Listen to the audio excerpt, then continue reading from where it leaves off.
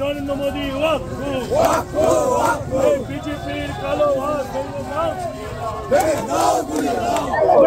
নমস্কার, আপনারা দেখছেন বর্তমান 24/7। আপনাদের সঙ্গে রয়েছে আমি মঞ্জিমা। সম্প্রতি রাজ্য রাজনীতি উত্তাল হয়ে রয়েছে, কারণ সংসদে পাশ হয়েছে ওয়াকফ বিল।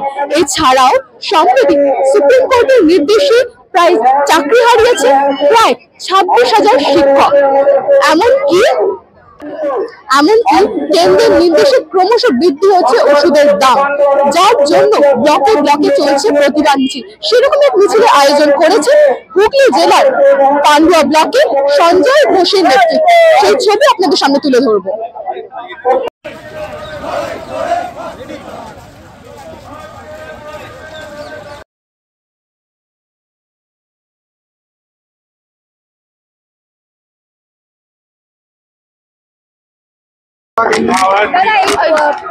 জীবনদায়ী ওষুধের যে ক্রমবৃদ্ধিমান মূল্য এবং সেখানে আমাদের ন্যাশনাল ফার্মাসিউটিক্যাল প্রাইসিং এর যে সবুজ সংকেত দেওয়া হয়েছে, সেই সম্পর্কে আপনি কি বলবেন? জীবনদায়ী ওষুধের যে মূল্য বৃদ্ধি হচ্ছে এবং সেটা আমাদের ন্যাশনাল ফার্মাসিউটিক্যাল প্রাইসিং থেকে সবুজ সংকেত দেওয়া হচ্ছে, এই বিষয়ে কি বলবেন? দেখুন, জীবনদায়ী যে ওষুধ 990টা বাতিল করেছে এই সরকার, কেন্দ্রীয় সরকার, এখন গরিবের রক্ত মাংস কিডনিটা বিক্রি করার পর্যন্ত বাকি আছে। ভারতবর্ষে সব বিক্রি করে দিয়েছে, রক্ত মাংসটা বিক্রি করতে বাকি আছে। আমরা চাইছি এই সরকারের পদত্যাগ চাই। অবিলম্বে 990টা যে জীবনদায়ী ওষুধ তা অবিলম্বে দাম কমাতে হবে। করে রাজ্যসভায় তো পাশ হয়নি।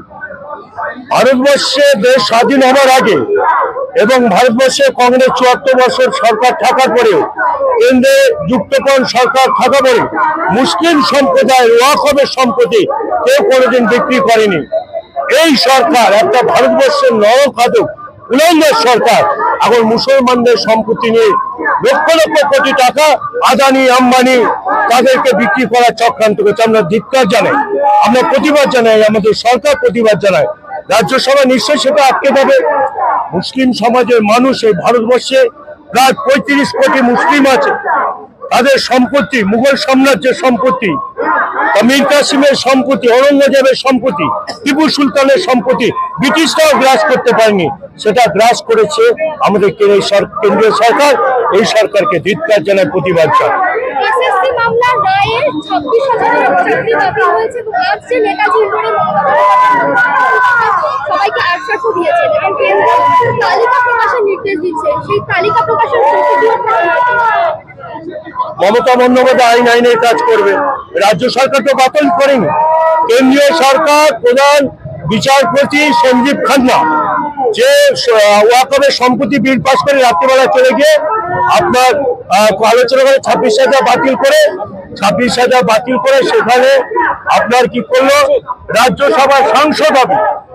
রাজ্যসভার সাংসদ হবে বলে প্রধানমন্ত্রীর সঙ্গে বসে আলোচনা করেছে এবং সেখানে আপনার 26,000 প্রার্থী ক্যান্সেল করিয়েছে।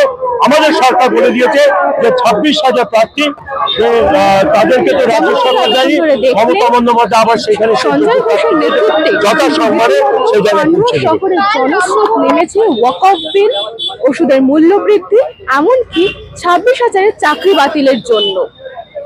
এবার এটাই দেখার এই প্রতিবাদ মিছিল 26-এর নির্বাচনে কতটা প্রভাব ফেলতে পারে। এরকম বিভিন্ন নিউজের আপডেট পেতে দেখতে থাকুন বর্তমান 24/7।